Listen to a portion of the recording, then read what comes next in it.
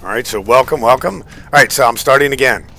Uh, Athas, a sunburnt land forsaken by gods, water, and hope. Stripped of its fertility by defilers, their life depleting magics, and the heat of its dying sun. On Athas, only the strongest can and will survive. Evolution has allowed even the most mundane of creatures to develop psionic abilities to keep them alive in the barren wastelands. 9 city-states cling to life on Athas, ruled over by great sorcerer kings who serve as both tyrant as well as saviors. Though there are rumors that several of the sorcerer kings have died, plunging their respective city-states into chaos. Tyr is where our story begins. You have all have your reasons for being here. Perhaps you were born in the city, perhaps fleeing the harsh outlands, perhaps even darker reasons yet to be revealed. The only work you have been able to find has been doing shady jobs for what you suspect has been a group known as the Cabal, a criminal organization whispered about in the darkest rooms of the darkest taverns in the darkest corners of Tyr, all the while avoiding the Iron Claw, the Templars' band of appointed militia, a group of mercenaries who are every bit as corrupt and vile as the Templars themselves. Some say the Cabal are saviors, liberators of slaves and combatants of oppression. Others say they are charlatans, thugs, thieves, murderers who cause more pain and suffering in a place where strife already thrives like a parasite. After the occasional delivery, perhaps con, pickpocket, the occasional shakedown, burglary, or even roughing someone up for bits and ceramic, you have found yourself summoned to a quiet, narrow alleyway between 2 ill-reputed taverns just outside the district called the Warrens. The taverns are known as Rock and Hard Place.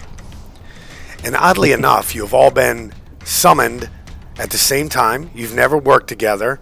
You were told to meet there just after the sun's setting, so it's a little bit cooler outside. A low wind howls through this narrow alleyway, and you notice a couple of other shadows and silhouettes moving in. So we are going to start with Encios. Describe what the others might see as you come in to the light. Sure.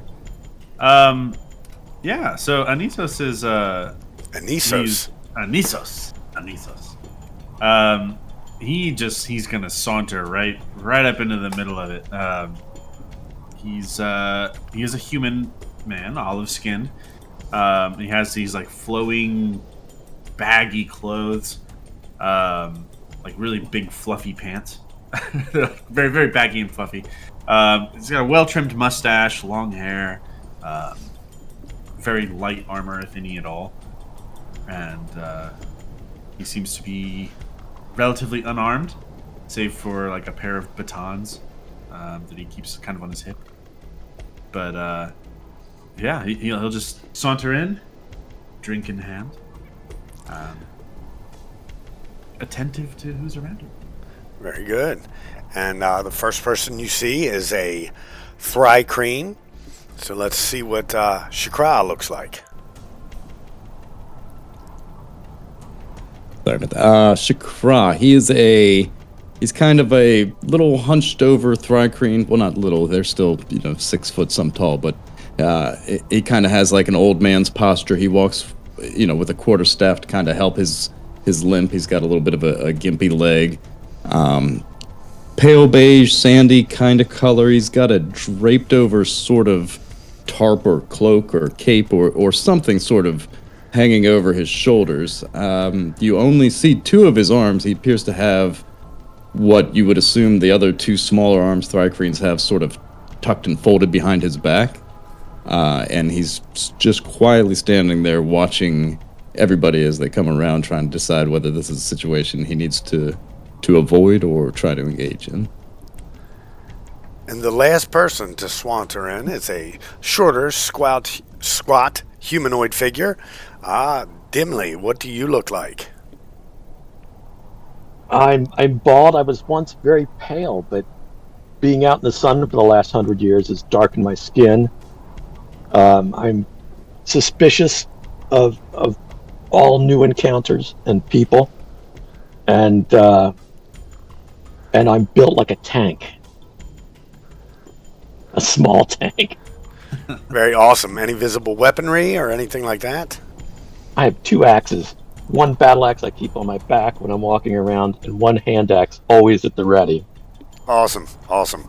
I dig it. All right, so a side door opens, and out steps a halfling. His hair, you can't tell if it's red or if it's dyed and it's mixed with black or if he's just filthy. He has a small pint tankard in one hand, and he's sipping from it. He comes up to you, and you guys know halflings on Athas are very, very, very, tend to be brutal, tribalistic, tend to avoid cities, so he seems out of place. They're not your typical fantasy world hobbits. A lot of times they're cannibals. When he smiles at you, you do notice that his teeth have all been, you can't tell if they've been broken, they were broken from rot and filed to points, or if he just filed them to points. But his teeth are very pointed. And he says, "You're the lot that I'm supposed to meet, I suppose." It would seem so, yes. Names. The size of the striker. He looks about 3.5 feet tall. He's shirtless. Maybe some odd leather straps on there. Sort of cut off breeches with some spiked sandals. He does have a shell on his back, which you assume serves as a shield of some kind, and a small hammer at his waist. So he says, "Names." I say, my name is Dimly Axeflinger, and I put my axe away in my belt. Ah. Typical dwarven name. And you, Bug? I am Shikro. You guys hear a series of clacking, and that's the voice you hear in your head when you hear the clacking. Is it typical of most Thri-Kreen, by the way? That's how I'm playing them in this world, because Very cool. it's very, very difficult to kind of sort out how they actually communicate with people. So I just, rather than trying to say, okay, everybody has to speak Thri-Kreen, there's, some people say they they do telepathy. Some people say it's, it clicks and clacks until they get their point across. So I decided, why not a combo of both? As long as you can hear the clicks and clacks, you can hear his voice in your head. Very cool. So, all right, so yeah, Anisos is like, with a pinky, he's kind of like rubbing the inside of his ear, like, I will never get used to the Kreen ways. I am Anisos. After all, I thought it was you who summoned us. nah, 'twarn't me. I'm just the messenger. Come on. So he starts to saunter off down an alleyway, and you guys are just outside of a place in Tyr called the Warrens. The Warrens is a broken down, beaten up, just god awful place. It's where kind of the slums and the poor go. A lot of times, slaves, freed slaves that somehow managed to survive the desert, and then somehow managed to get past the Iron Claw into Tyr. It's where they go. There's almost no wealth here, almost no food, very little water. This district is not taken care of by the Templars. It was never taken care of by the Sorcerer King beforehand. It just happens to be almost like a space. So, as if that wasn't bad enough, he takes you to what appears to be a drain that goes down.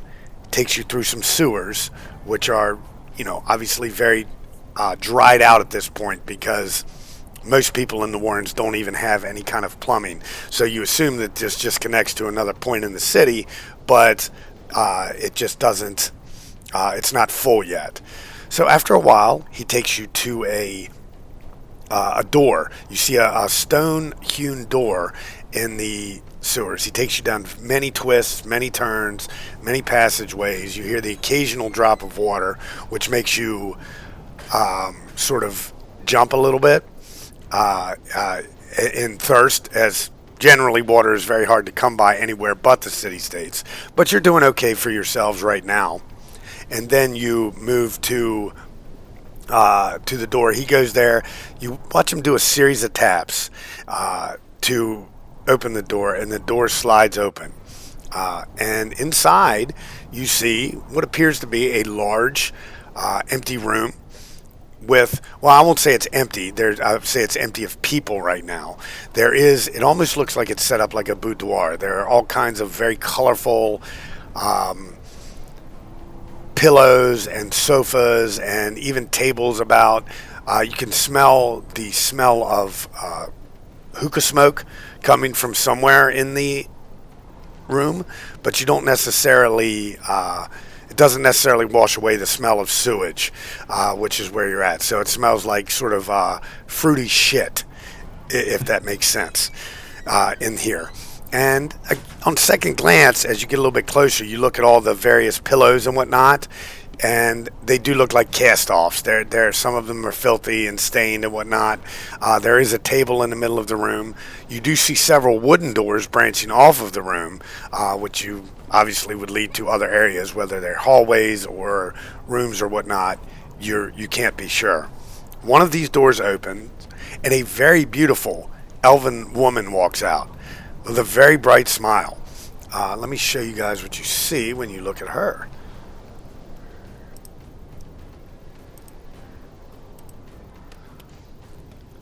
So, very sun-blasted skin, kind of a crooked smile. Her hair is very, very knotted up and dreaded and dreadlocked. But she comes out and she goes, then she speaks. She says, "Well, ain't you a fucking sorry lot, eh?" She says, "Well, except for you." She says, "I like you." And she points right at Ansos, and she kind of saunters up to you and instantly starts attempting to twirl your mustache. She goes, "What about you? Is this your companion here?" And she reaches over while not taking your eyes off of Ansos and attempts to pat Dimly on the top of the head. I'll allow it. All right. She says, "What you say? Me, you, him? We make a little dwarven sandwich?" Nah, never mind. And as she's talking, she seems to be prattling on, and it looks like she steps away and she's given a tour. It almost looks like she's trying to describe every pillow and every aspect of the room down to the finest detail, just non-stop talking. She doesn't shut up describing where she got the pillows. But for some reason, you are unable to quite make out her words, almost like someone turned the volume down on her. And you hear a voice in your head. Masculine voice. "You've all been brought here, as you've proved your worth to the Cabal, through the jobs you have done for us. You've never sold us out to the militia, and you've proven very good, in fact, at avoiding their gaze. It's time for a job. A job that will pay quite a hefty sum of ceramic, should you choose to accept it." The voice continues on. "There is a child, a slave, that is going to be sold at a market to the south and east of Tyr, at the base of the mountains, just to the east of the Dragon's Horns. There will be a bazaar there, market all kinds of things for sale, as well as slaves. But you will know this slave. He will be separate from the rest. It is imperative that this child not be sold to anyone. This child must be brought back here. This is our job. How you accomplish this, I do not care. If you have the ceramic, by all means, you may buy the child and bring them back. It could be a very simple job for you if you have the ceramic." Then you almost hear a hint of a snicker in his voice, in your head, as if he knows that you definitely don't have the ceramic to bid on slaves. But he continues on and says, my advice, do not let your hearts bleed and free any of the other slaves, no matter how much you might wish it. For those that are freed, very few will have the moxie to survive in their wastes. The rest will likely make their way here, where the Iron Claw will then ask questions of them. The Templars may have lost their power, but they still have many, many psionicists in their employ. They will get your descriptions out of them. They will find who you work for. And we cannot have that heat on the Cabal at this time. Our numbers are not large enough. Nod, if you understand. Wide-eyed. Athas is like looking around like, and he'll just start nodding. Dimly? Mhm. I'll nod. Right. Now, one of the things about this is you have no sight of this person.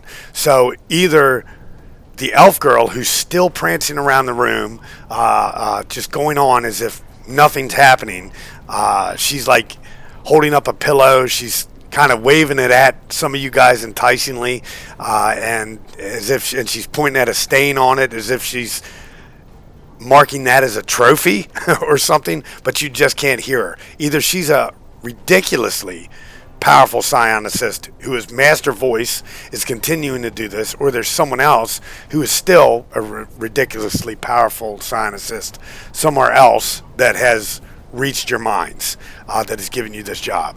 You can't be sure. But anyway, he continues on, and he says, we'll give you what supplies we can. Very few weapons do we have at our disposal, at least for you lot. But in the next room you will find a small sack with a couple of items that might help you on your journey. You will also find 3 gallons of water for each of you, which I have no needs to tell you will need. And then he adds, he says, if you leave right now, you may make it by morning. Make haste, and you might feel exhausted when you get there, but you will make it by morning and be able to not miss any potential sales. He continues on and says, you can also wait until morning. Then you will have to make haste. However, at night, should you need a rest, if you leave right away, you can have the rest and still get there with very little trouble. But if you wait until morning to leave, obviously the suns will be overhead. It will be much hotter, and exhaustion will be guaranteed, as you will have to make haste. And then the volume comes up, and the girl's just staring at you with her arms held out. So what do you say, eh? You going to take the job? Well, it sounds, as a matter of fact, so simple, yes? I mean... Absolutely.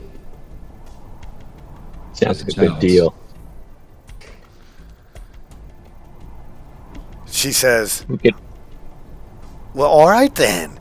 And she takes and pushes you. Actually, let me give you guys a little map of the city here. So you guys can see exactly what tier looks like and where you guys are in relation to things. Give you guys a little something extra to look at. Did everybody see the map?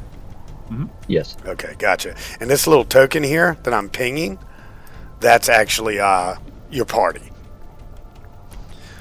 So she heads over to the other room and says, go on in, take a look at the bag. See what they got there for you, eh? And then as Athas is walking by, she does attempt to give him a quick goose. It's like a little pip to his step. Ooh. And then as Shikara's walking by, she says, he a good-looking feller, eh? Well, I'll try and hook you up. She says, "Ooh, maybe I'll even stroke your antennae if you pull that one off. Yeah, a little stroke of the antennae, never a bad thing for your kind, eh?" And she goes like she's going to reach for your antenna, and then she kind of, and then pulls her hand away. Yes, touch my antennas and the deal is off. Well, so you say. Don't know what you're missing. I warmed me palms up next to a fire before you come down here, eh? Meanwhile, the halfling's just off to the side, like shaking his head. He's sitting on the pillows. She says, "Oh, well, I guess I got the cannibal butcher down here to keep me company while Yoon's away." She says, "Dwarf, why don't you go and let me see how you handle that sack over there in the corner of the room, eh?" Sock? Sack. And she points at the sack. It's small. It's very small, but it's in the corner of the room. You also see 6 bladders of water gallons. I leave those out. All right. Provisions. So I'll grab my water first, and then I'll go over to the little sack and tug it open. All right. So inside, you see 6 vials. And in these vials and they're made of their vials are kind of stoppered clay, so that they can kind of clank around without breaking too easily. But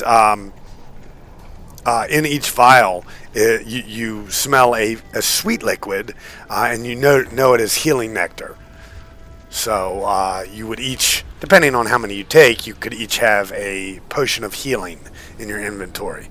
Or 2 potions of healing, if you guys decide to split them up. I'm going to check out the Chakra. Does he look like he has a lot of hit points? Is he sturdy? What does Chakra look like? Does he look like he'd fall apart? No, he definitely does not look like he would. Well, he gives the impression like he's fall apart, but on close examination, you could tell that he probably would not. How about Anisos? Is Anisos looking like he can take some damage? He looks pretty scrawny. Much more on the thin side, like a dancer than someone like a tank or a barrel with legs, like Dimly. Yeah, I'll take one of these potions. All right, so Dimly grabs one of the potions, and that leaves 5 to be divvied out amongst the rest. I'll grab one. All right. If this is to be our bounty, I see no reason why we should not indulge in all of what we have to offer. Why not take 2 each? How about Anios take the rest? Yes, you look quite squishy. The term nimble. Don't worry, I shouldn't be. It is. Right. I can avoid hits by perhaps not being in a situation to be so dangerous. All right, well, I'll take 2 then. I'll take 2. I can always hand off one later. Indeed. All right, so 2 each. Now, just so you guys know, to quaff a potion is one of your bonus action. Is your bonus action in this. So if for some reason during combat you need to drink a potion, then that takes your bonus action. Now I know Chakra and Anisos are both sort of D&D 5e veterans. Dimly, that means that basically for you wouldn't get your offhand attack. All right. So yeah, combat is actions, bonus actions, and movement generally, and then any reactions might come up during your turn, like attacks of opportunity, things like that. But they do have to come up. So, but otherwise, that's the order of combat. So, all right, and the elf comes over and she looks in the bag. She goes, "Really? That's it? That's all you're giving me new boyfriends here to survive out in the West? Cheap bastard. It's like she's talking to somebody that isn't there. She says, well, hoping you come back alive. And if you do come back alive, then maybe you can buy yourself some more drinks with the money you're paid. Because boss going to be giving you a lot of ceramic if you pull this one off. Perhaps I might inquire. How much is a lot? If we had to put a figure on it, of course. So she looks at her hands and she starts to count. She says, 1, 4, 9. And she looks at you questioningly as if she's asking if she's even saying the word correct. Illiteracy is rampant on Athas. Basically, none of you can read and write. You know, it's actually forbidden in most city-states to be taught. So it's, you know, only special circumstances are people able to even learn how to read and write. So let alone do mathematics. She says, well, let's just say it'll be a lot heavier than that sack. So we'll say maybe 4 of those sacks in weight. And I believe that would be adequate. If you fill up 2 of them bladders with sand, that'd probably be the same weight that you'd be looking at for the ceramic and the bits you'd be getting. And for delivering one child here, that should be is a feasible task. What do you say, companions? Do you believe yourselves up to par? Let's see. Shakra then looks at Nisi and, What are your intentions with the child? She shrugs. She says, no idea. Generally, it's a contract. The boss never really looks for nothing specific. He just takes the contracts. So it could be some Templar behind them walls up there wants the child. Could have been hired by the Templar. No, I doubt it. Could be some merchant coming from Uruk, seen the child on the way and passing in the elf slave trade. No clue. She says, all we're telling you is that the money is good, yeah? And that we'll know him when we see him, correct? Yep, that you know him when you see him. I'm not 100% sure, but like as not, they'd be keeping him by himself. She actually doesn't say 100%. She says, I can't be sure, but like as not, they'd be keeping him by himself. I ain't hear all the same shite y'all did when the boss was talking, hey?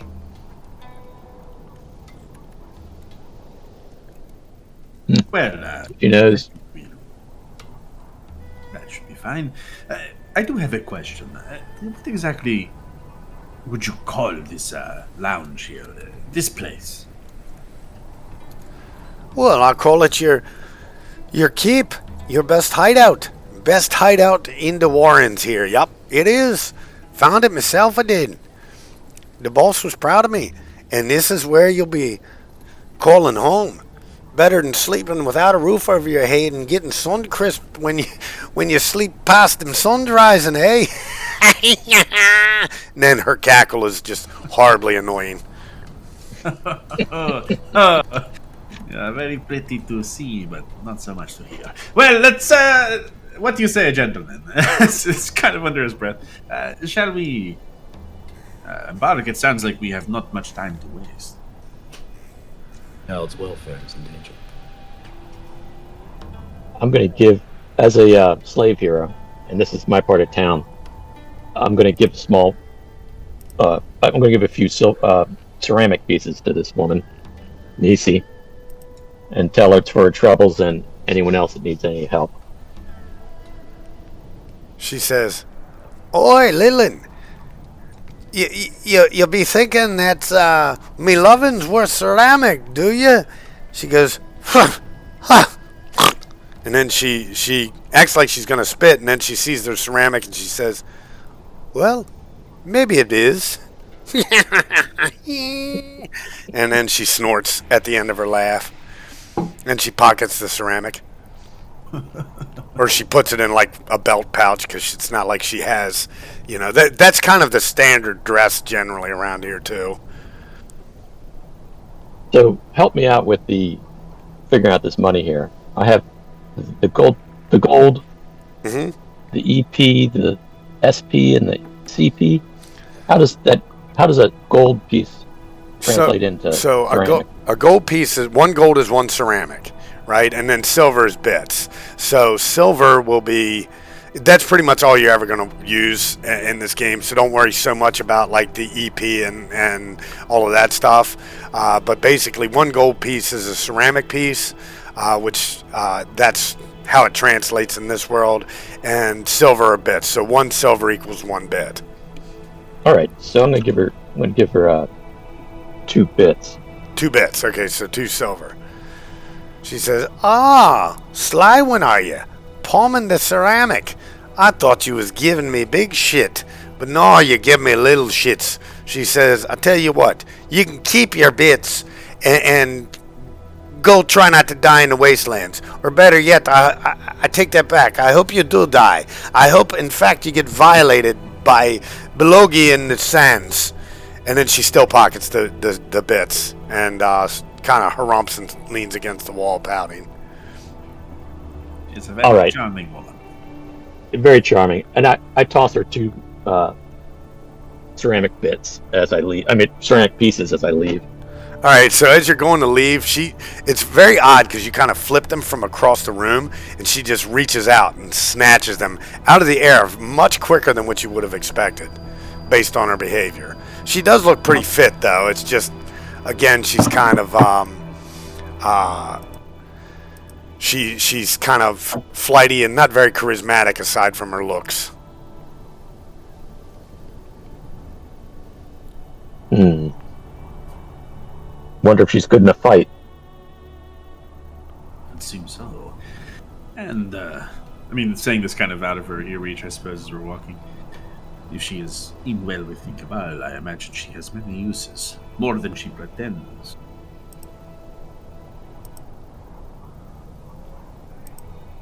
Should we ask her if she wants to come along? Something tells me she has other matters at hand, but we could if you believe it worthy. Could always use another axe in the battle.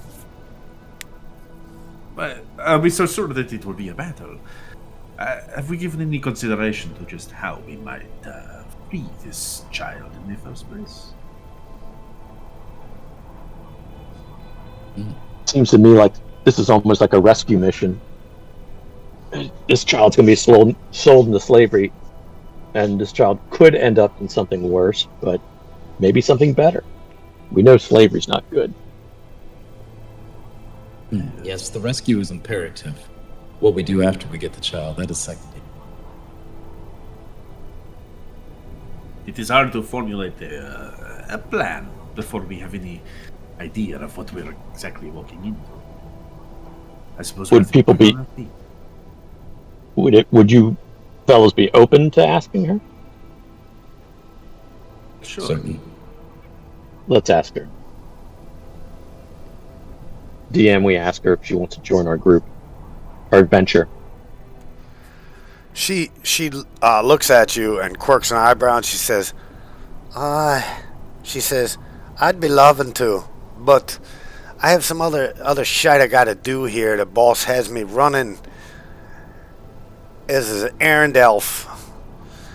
I ain't no slave no more, but somehow the mother..." She kind of trails off as if she was about to say something she might have been afraid she'd regret. Then she says, "Well, I kind of be coming. No, sorry, I got other stuff to do. Plus, I have to break this halfling of some of his eating habits."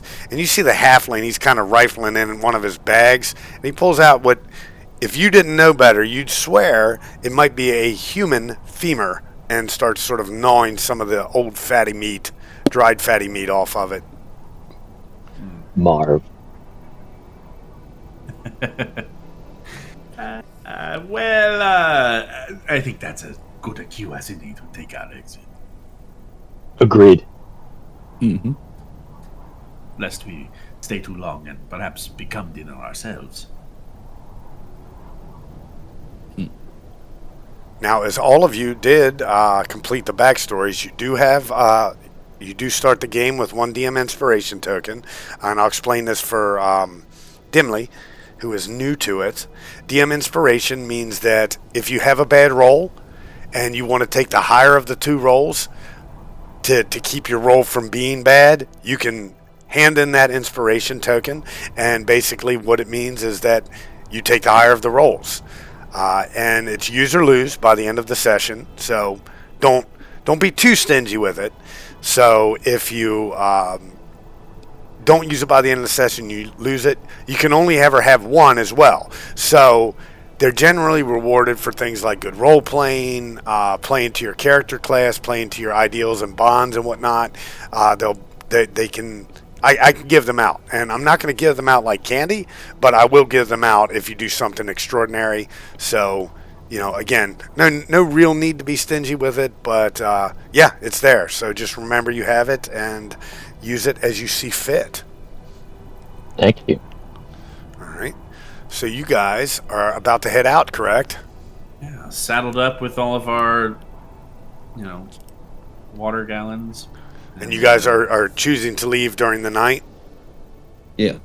Okay. That sounds best. Yeah. All right. So you guys leave right away, and you start to make your way along the road. Handex comes out. Now, it is occasional that you have to stop to start a fire and things like that, because as you're making your way, you're making it with haste.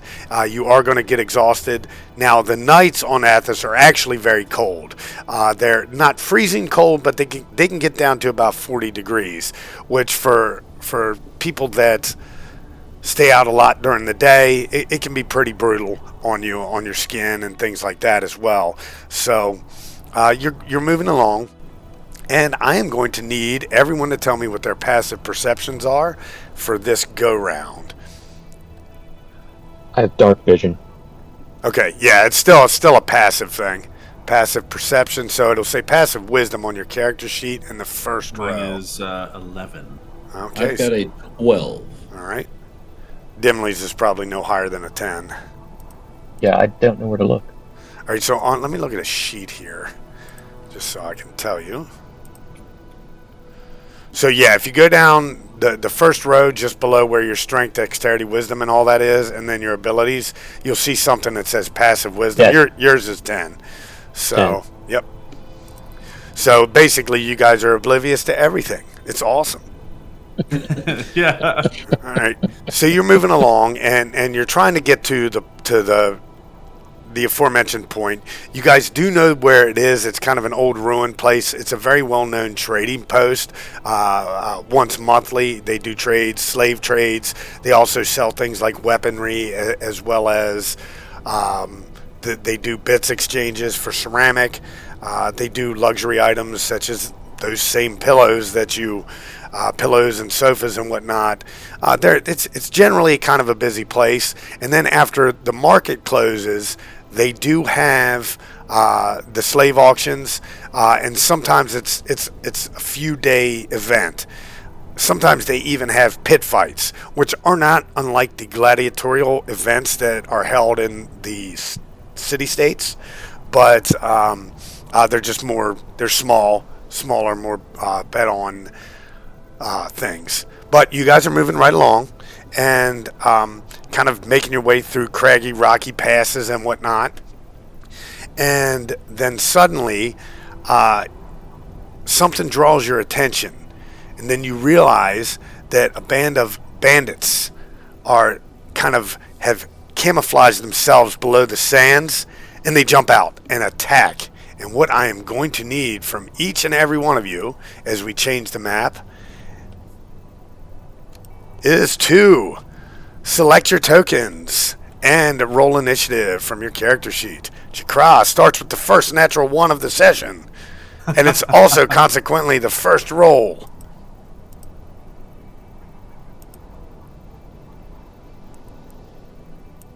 Me and Anisos on completely different sides of the dice. Right.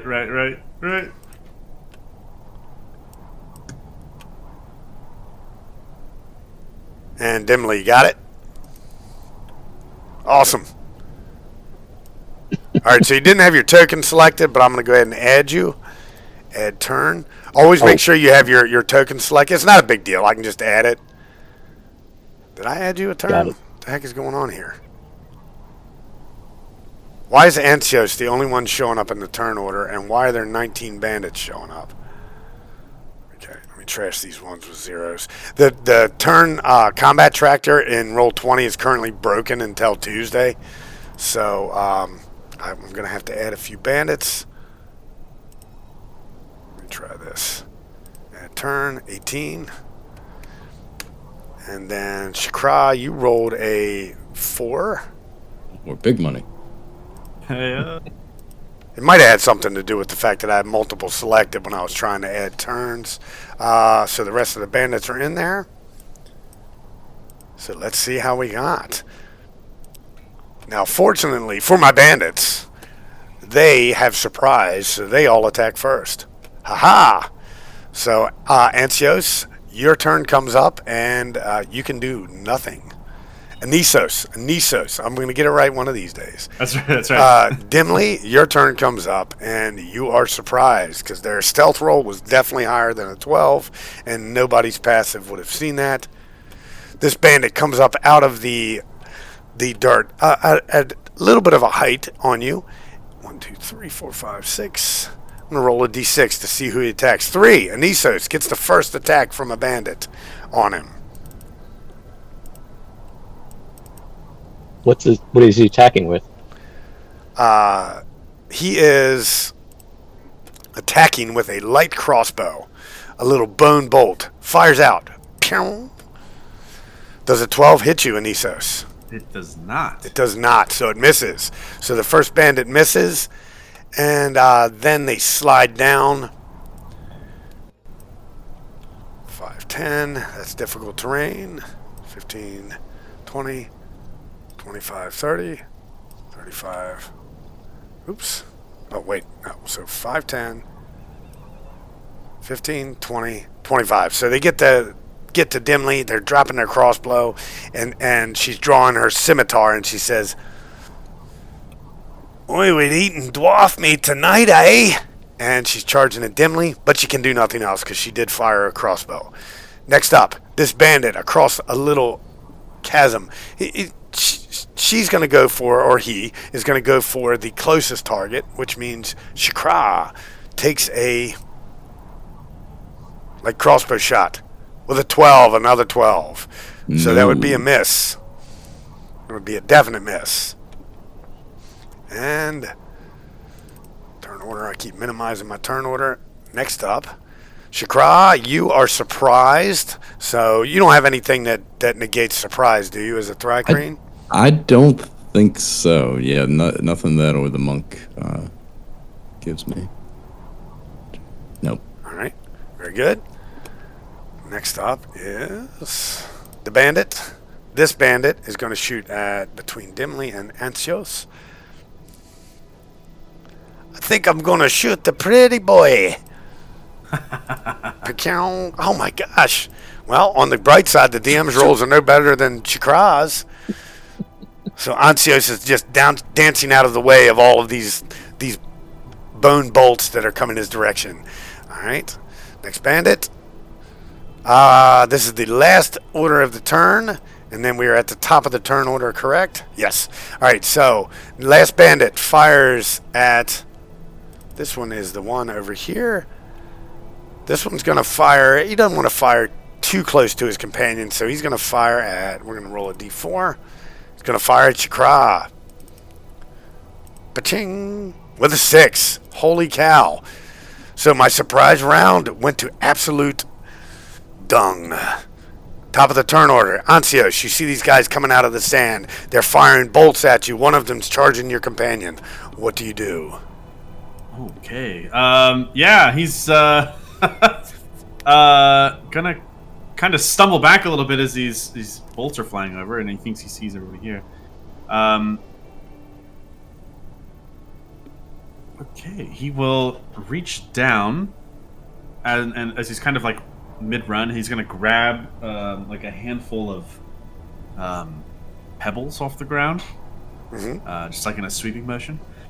And I'm going to murmur a little magic in the quiet of the night as these stones turn slightly magical. Okay. And with a little pebble toss, I believe. So that is, I'm casting Magic Stone.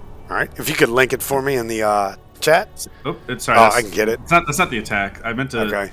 I mean, I guess it could be. Yeah, it's fine. Yeah. Yep. So it's a bonus action. I have imbued 3 pebbles. All right. With a. Oh, okay. That's fine. So we don't have to make that your roll then, if you don't want, because I did ask for it. Unless you want to use it and take your first shot as a miss. I'll take my first shot as inspiration. Okay. Why not? Use that inspiration. Okay. Which one were you shooting at? First roll. Awesome. I'm gonna shoot at this one up here. Okay. Very good. All right. So go ahead and give me damage. Okay.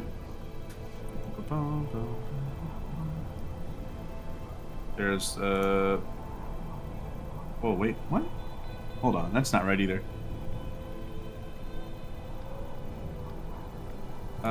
Give me 1 sec.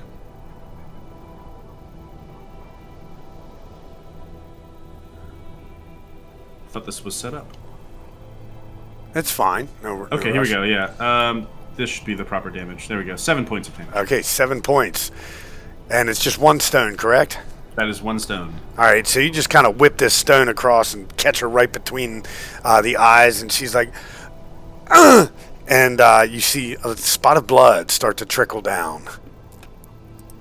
Anything else? That'll be it. I will actually move. And he'll kind of step forward a little bit, and he'll look behind him to his companions. How far is this, how far is this drop here? It's 10 feet. 10 feet? So basically be difficult terrain. Oh, okay.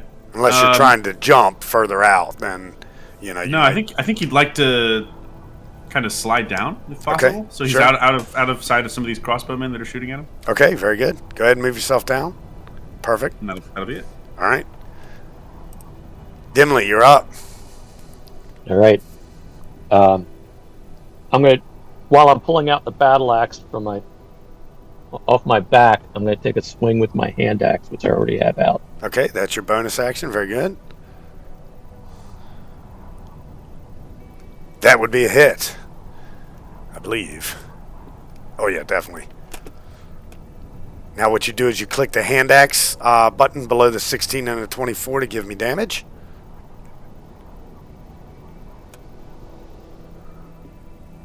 The hand axe word, I should say, in the chat. Is that no? I didn't do that right, did I? No, so basically what you did was you rolled again. Yes. Yep. Yeah. Okay. There we go. 8 slashing damage. So you cut into her pretty nice. A brutal strike.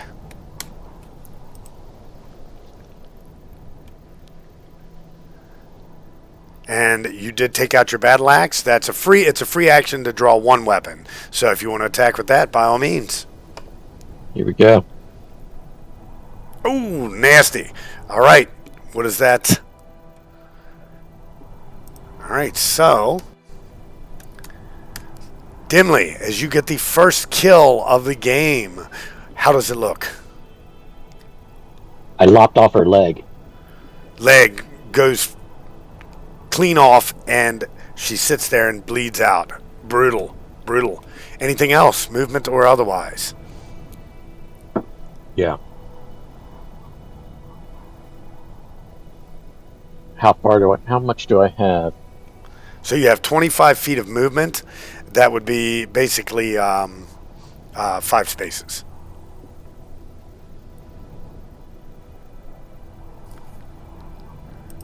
And how many? Maybe does it cost me 2 to get up that hill? It does. Then I should be able to get there. Awesome. Charging the next. Just climbing a sand dune hill Yeah. or something. Little angry dwarf. Axes are good for climbing. That's right. That's what I envision. All right, so is that turn? Yeah. Alright. Alright, Bandit's turn. Okay, so yeah, the done buttons are finally coming up, guys. So basically when your turn is over in the chat window, you can hit done, and it'll jump me to the next one. This bandit is dead, so no bandit. This bandit's watching his companions go down, and can no longer see Antios, sees a mad, crazed, bloodthirsty dwarf charging his friend, and does not choose to advance, but rather fire a light crossbow at Shakra. Why are you not in a turn? Oh, you are in a turn order. You're last. Okay. Decides to fire a crossbow bolt at Shakra. Ooh, take 4 piercing damage. The DM's first hit.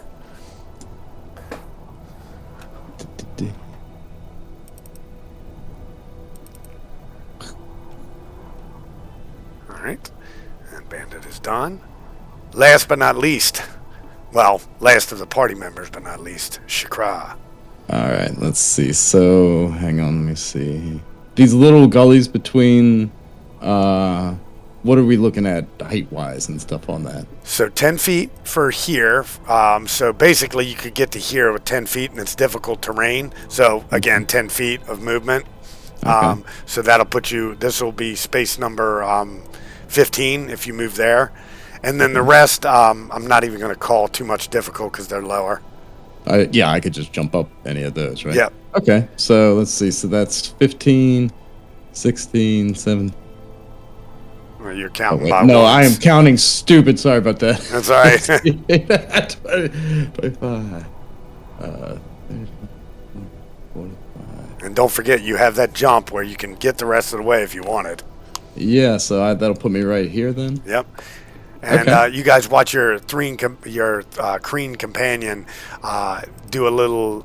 He jumps down and starts scampering towards, and then just does this 30-foot jump forwards, and lands next to the bandit.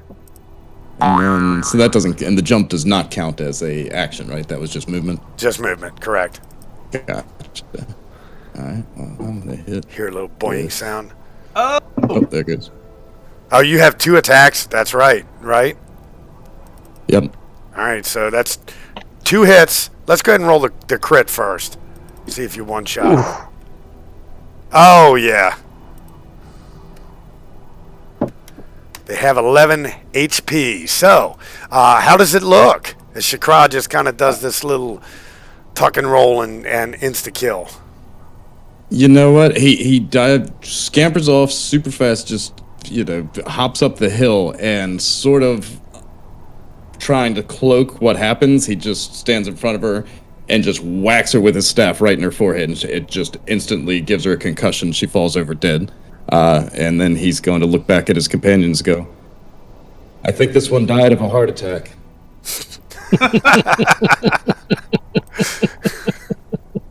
Awesome. Awesome. All right. Anything else for Shakra? No, movement's done. Yeah, no, that's it. All right. This bandit. This one's going to go ahead and make the step up and just run you through. Well, so what if they die? More your coin, more your ceramic for me. 15? Hit. That would hit. Take 3 slashing damage.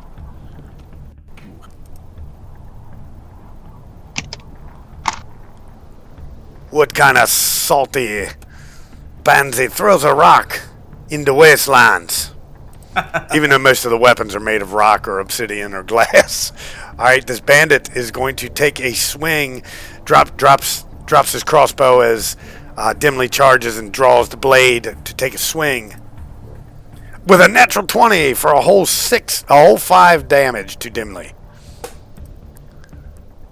She comes down hard and kind of catches you with part of her blade right where your chest piece meets your neck.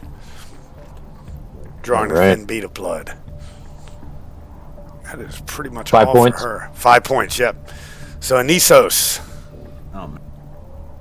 All right. Well, as she kind of rushes down to me and stabs me, he'll be a little surprised, back up against the wall here, and draw one of his singing sticks, which is really just a thin, very thin baton. kind of like a collie stick. I don't know if anybody's familiar. Mhm. And he'll drop the pebbles. Just fuck them.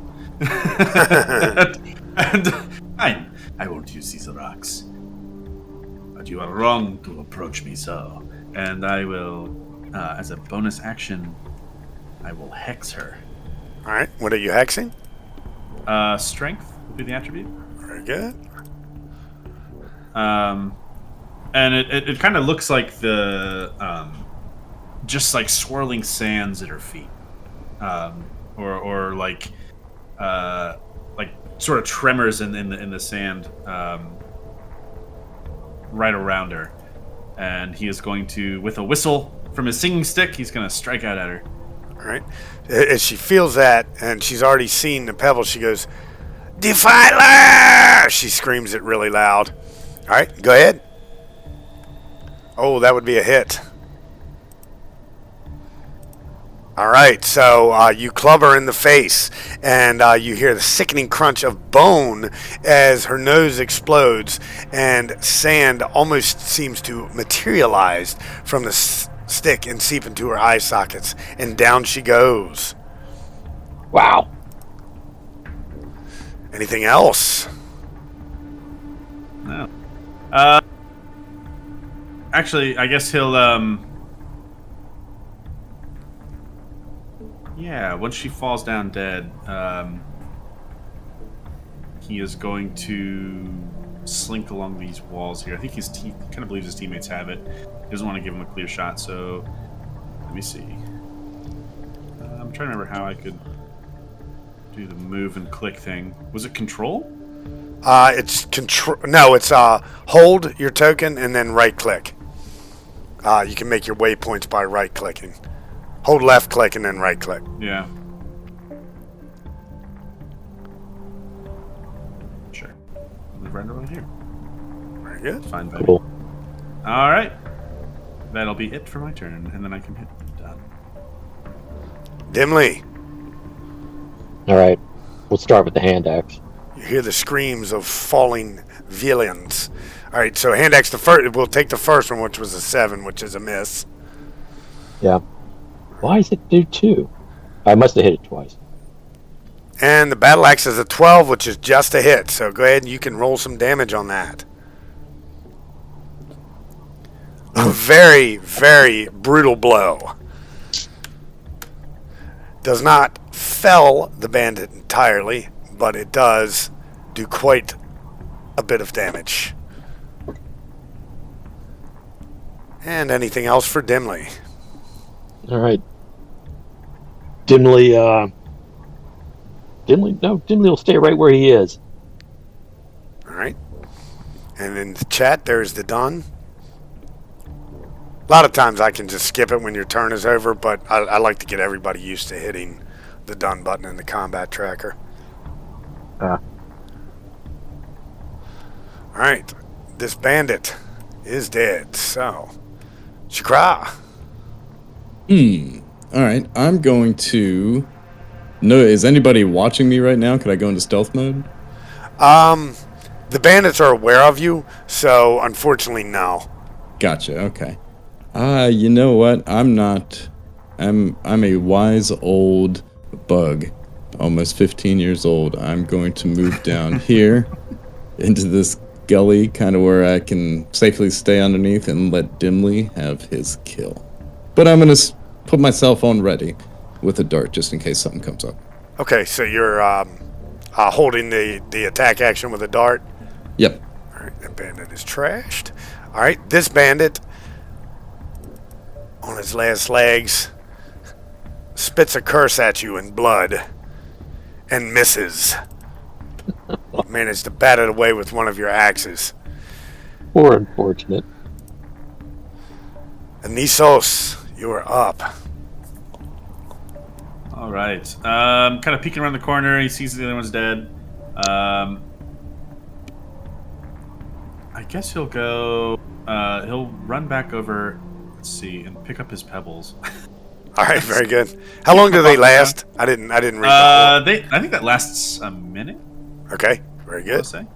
Yeah, a minute. So he's got 2 left.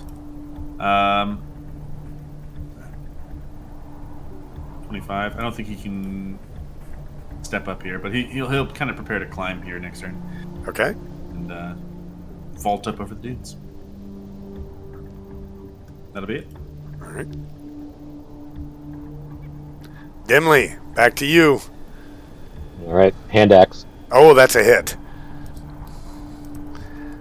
Now, there's no need to roll damage, but I know how much players like seeing how much damage they get because it only had 1 hit points left.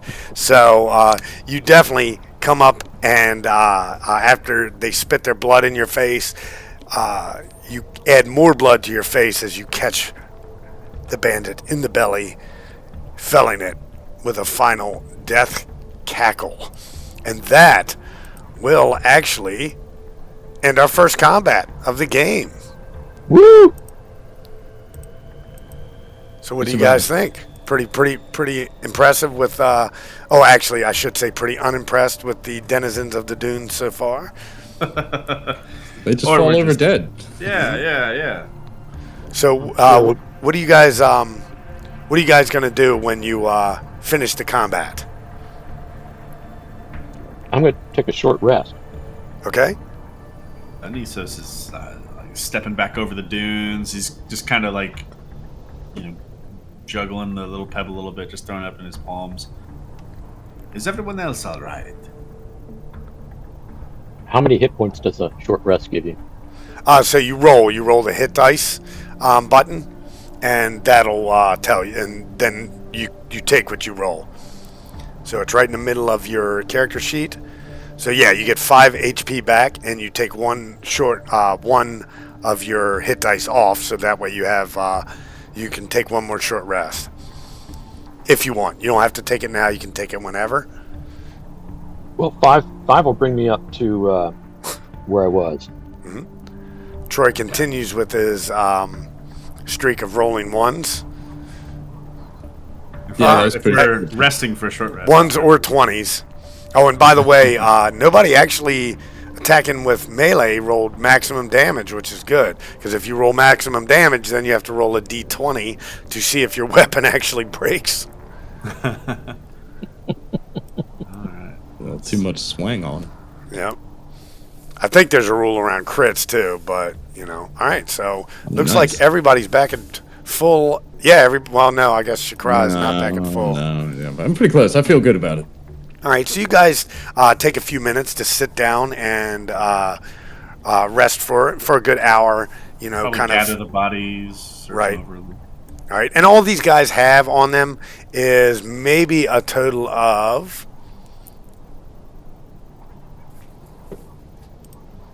11 bits. So so basically that totals 1 ceramic. So you get 11 bits, and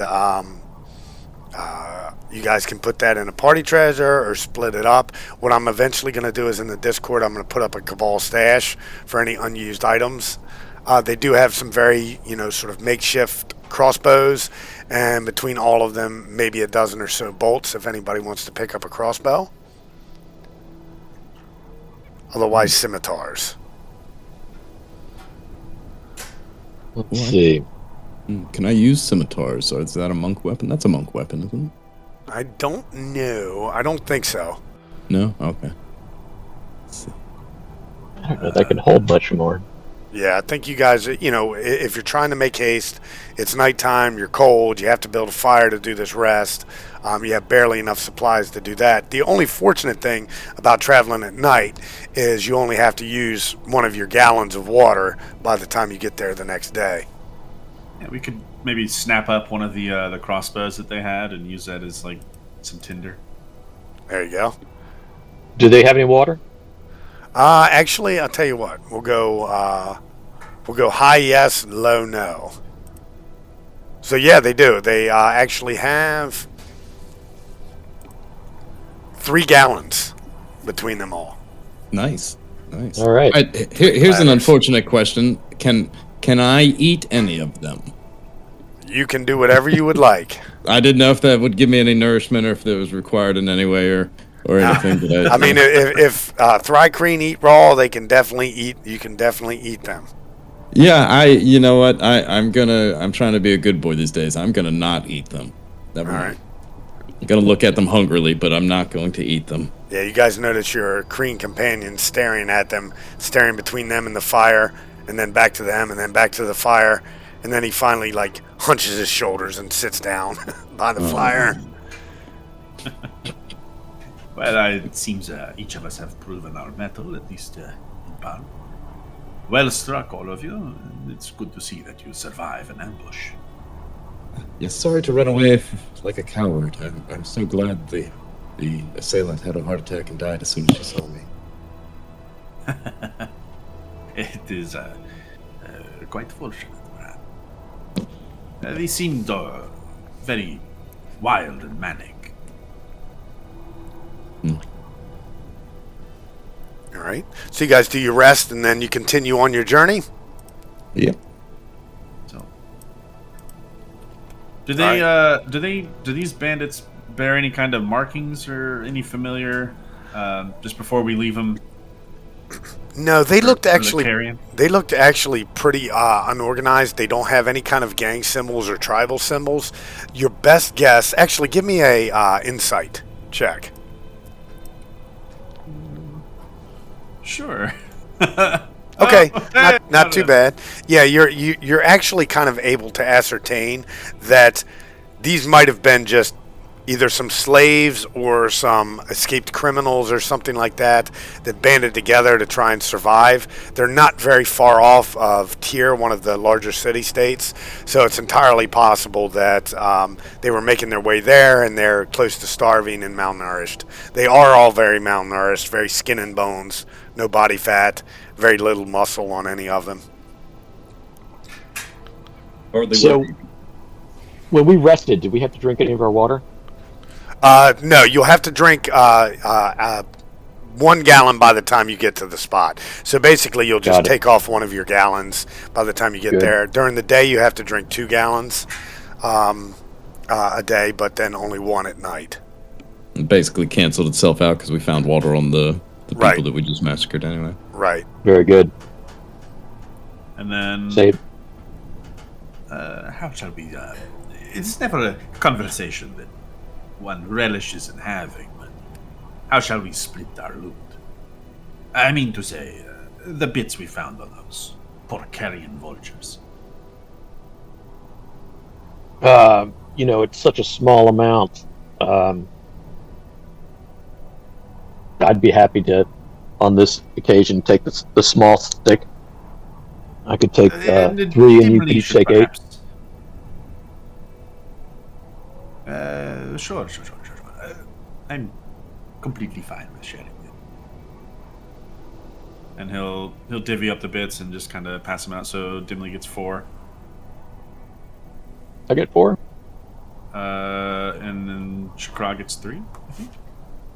So it's 11 bits. So 4, 4, and 3. Sounds good. All right. And you would just put that on your, where the silver pieces places. You might be able to edit the sheet to where you can actually change it to where it says bits. I'm not sure. If so, I'll do it on everybody's sheet by next session. Sounds good. And we will continue on then, I suppose. All right, so you continue on for the rest of the night without incident. It is still an exhausting trek as you've had a fight, you drank your water and whatnot, and you do end at the market in the morning. You do see several of the merchants setting up shop. You see carts, wagons. It does seem to be a very busy spot, and maybe some of you have made it here on various occasions or whatnot. Dimly in your 100 years wandering the waste, you've probably seen it. There are several markets like this set up in various ruins. The stalls are set up around an old ruin that nobody remembers anymore. Its history is long forgotten in this blasted land. But you make your way there, and you guys do see quite a few people. But as you are approaching, on top of this large pedestal, which has been this large rock top that is holding people, that's up in the air, you do see several thugs. You see elven slavers moving about. As you're approaching, you do see a cage with a lone person already set up here, even though you might not see the cages on some of the other people having been loaded up. You do see several elven slavers leading slaves up to the cage. Various slaves of varying races, humans, elves, halflings, being put into the cage. They look very normal. But in this cage, sitting alone, you see a small child with tattoos on his face, his hair pulled back, and a long ponytail. And he does appear to be sitting Indian style, or cross-legged rather, meditating in some way. And on that note, we're going to take a quick break. Nice. Okay. Well, cool. I'll be right back. See you guys in a bit.